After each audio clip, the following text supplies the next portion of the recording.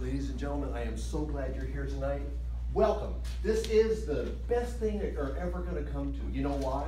Because this is the Master Procrastinators meeting. And we are going to guarantee that you can put off anything in your life you have any intention of being motivated or inspired to do. We will just take a deep breath, step back, and we can guarantee you won't have to worry about that thing for at least a couple of days. Toastmasters and guests, welcome. I'm glad you're here. I want to share a little story in direct contrast to that. Company picnics are seldom heard of or even used anymore because of the cost. Many years ago, about 30 in my experience, it was opportunity for a company to pay for everything, regardless of the number of people that would attend. But it was for the whole family to come and join. It was to create unity, which we don't do much more, but largely because of our technology. Companies are kind of fragmented, which I think is kind of a mistake, but that's another speech. This young man that I want to introduce you to actually attended this. The night before the big picnic, he says bye to this executive secretary on the 7th floor, expecting to see her tomorrow. So he shows up at the company picnic the next day. Remember, this is many years ago, wearing short shorts, being really cool. He walks up to her family setup, and he sees that there's somebody new there, somebody he didn't recognize from the office. He walks up and he introduces himself, and they just hit it off. Well, much to his chagrin, he finds out that's the executive secretary's daughter. She was there to meet the perfect guy. Well, he was late, so guess what? That person took action. He didn't step back and wait for something to happen. He said, hi, and he introduced himself. Well, guess what? She was a go-getter too. 1 year later, they're married. Give them an idea about what happens when they want to take action. They see something, they just want to love life and do it and participate. After this 1 year of courtship and having a great time, they have their first place. Big, beautiful tree in the backyard and this huge grapevine. Well, they're out there just picking grapes and having fun. Suddenly the cloud bursts and it's thunder and lightning. It's just crazy. You'd think most people with any sense would run in the house. They start having a grape fight. You know, they're just out there enjoying life and living. Little story about this young lady.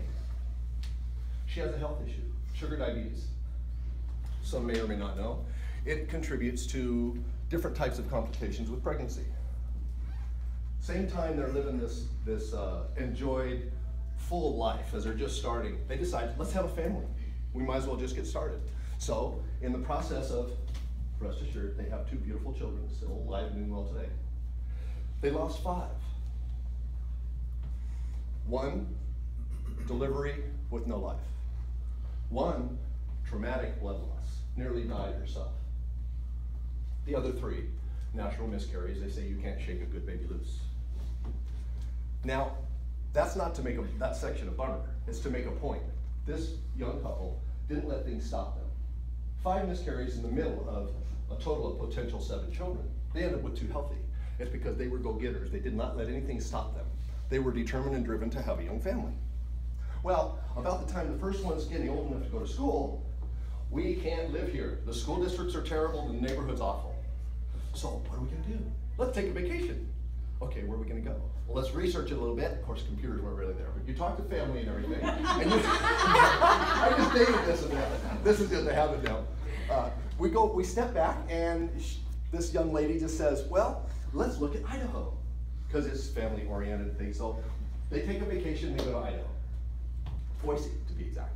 Well, guess what? 6 months later, they moved to Idaho. It was such a great vacation, they decided, we're gonna change our whole life. Let's go for it. So they moved to Boise, and then about 6 months later, coming into winter, they're saying, this didn't work out. So they're in bad shape, and they're thinking, it's just about winter. It's Thanksgiving Day, they decide, we have to go.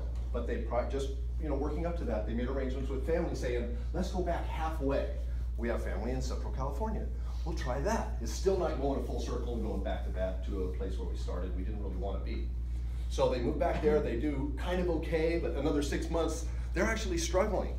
So he has a certificate, which is in an industry that happens to be growing at that time. So he plants some seeds back in SCAP. Well, one of them takes root and grows. He gets a great job. They come back to Southern California, not the same neighborhood, so they didn't go full circle. But they're in a great little town, and they start their family there. They now have 2 children. Well, what is now an archive of memory, and actually a contradiction to what they tried to always do, and that was to take positive steps, was he's taking a video at Christmas time, and she says, my shoulder hurts. Says, would you hurt it? You know, with the holding the camera. And she says, no, I'm fine. Well, they blew it off. A few months later, she gets sick. A few months after that, she gets very sick. Takes several months to diagnose, but from diagnosis to death was 11 months and 7 surgeries. So that is not to say all of this goodness about being inspired, being motivated, and moving forward and taking steps to do things that are of significance. That's not to put that in the back seat. That's just to say, do not let anything get in the way. Because in the process of going through this life and learning about these illnesses, 11 years, there was a time when they dreamt of something great. They played in the rain, they fought obstacles, they missed out on many different things. They had health issues, they had significant losses. They had financial challenges, they overcame them, they kept going.